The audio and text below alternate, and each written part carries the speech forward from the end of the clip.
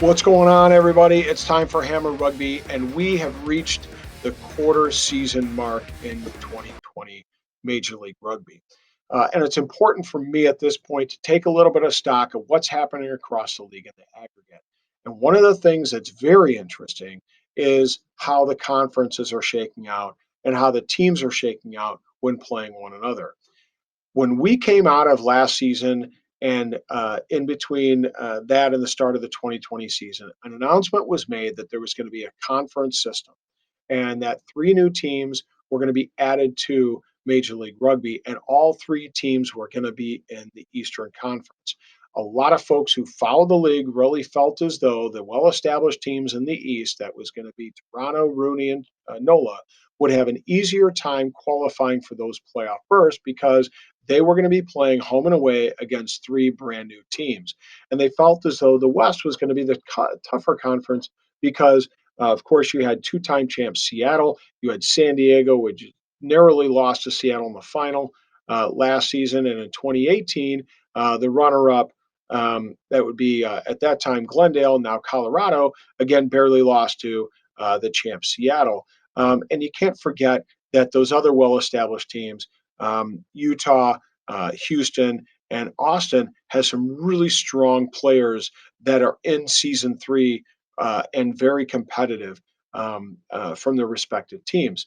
The fact remains at this point is that is not true. That's not bearing fruit. That in fact the East is the stronger of the two conferences. And there's two things that tell this story. The first of which is overall points. Not taking away anything from San Diego. They are far and away at the top of the table with 19 points, just 1 point ahead of Toronto. They're 4-0, and they are a very competitive side, a formidable side. And anybody that goes to Torero, any team that goes here is going to have a difficult road ahead in order to get a victory against them. But take all of the Eastern Conference teams, Toronto down through sixth place, New England with 8 points, and they still all have more points than second place Western Conference team, Utah, sitting with 7.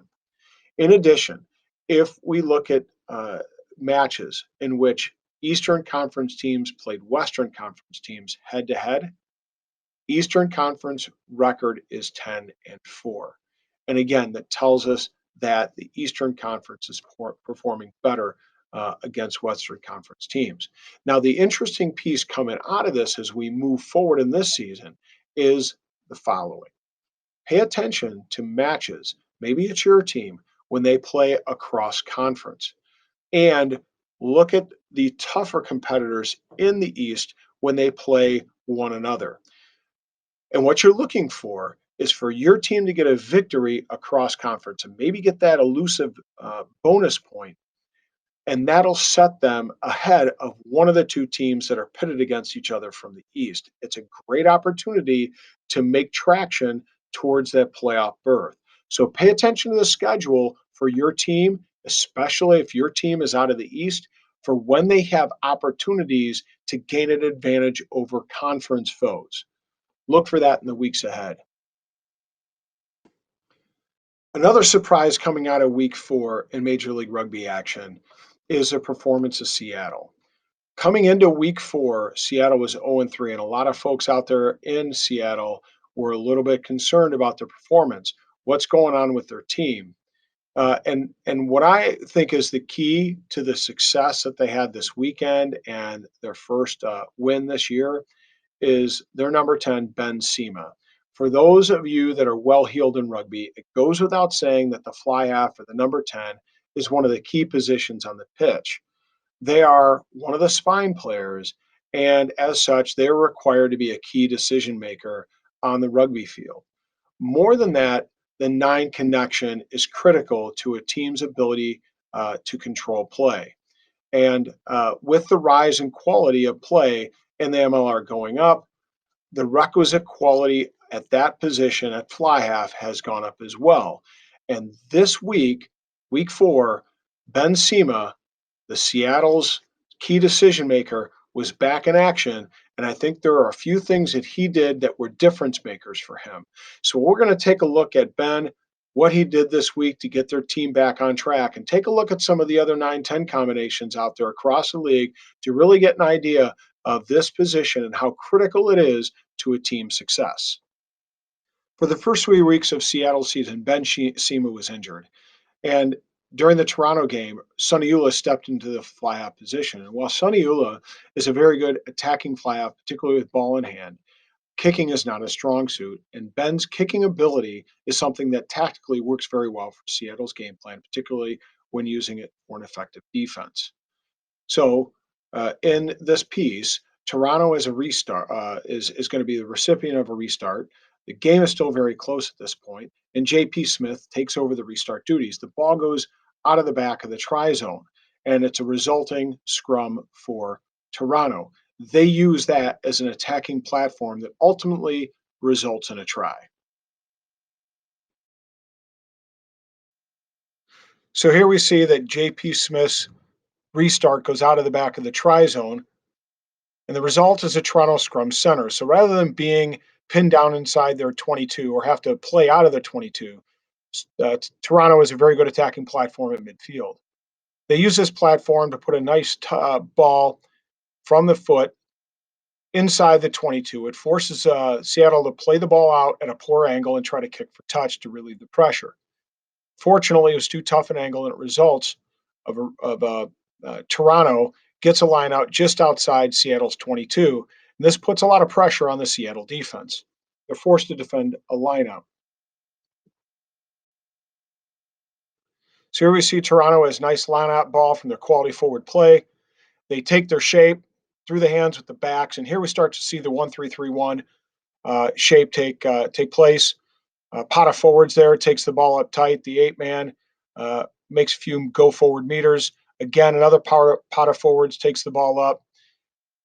They keep using this forward ball to make meters. And here they're just outside the 5-meter mark. Now a nice forward run gets it inside the 5-meter mark, and they just keep taking the ball up with a pot of forwards. So ultimately, they get real close to the try line here. And in this series, you'll see that they just take quick ball off the rucks to the sides with forward ball, and ultimately the score is dotted down.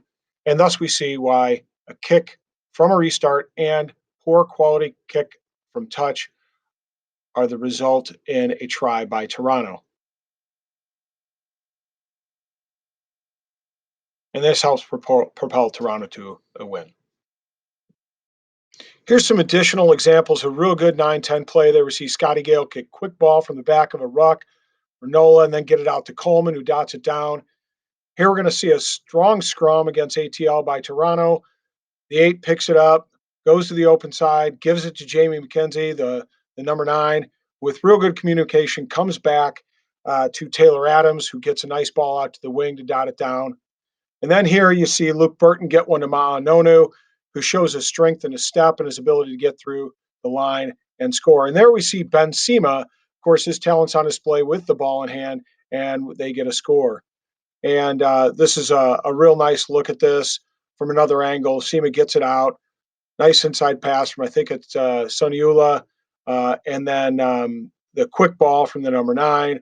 And of course, J.P. Smith sees the gap, makes a break, and dots it down against New England. And that leads to their victory. So some real good play by the number 9-10 combinations there all around.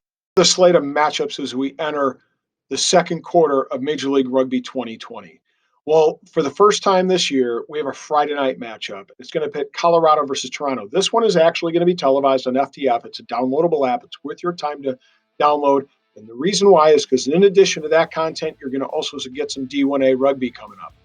Then on Saturday, after you wake up early and you catch some of the Six Nations, I think mid-morning we have England and Wales. You're going to get treated to a nice slate of matchups in the afternoon. And NOLA and New England kick off that set of matchups on Saturday afternoon. That's a good interconference battle. And then we see the showdown in the Big Tex. That's right. Houston and Austin will go at it for bragging rights in the great state of Texas. That'll be a good one because Austin, they're looking for their first win. Houston's looking for something to build on. And then in the evening, we're treated to a really nice matchup. Once again, interconference matchup between Seattle and Utah. Pay attention to that one. See if Seattle gets another W, can build on what they started with in week 4.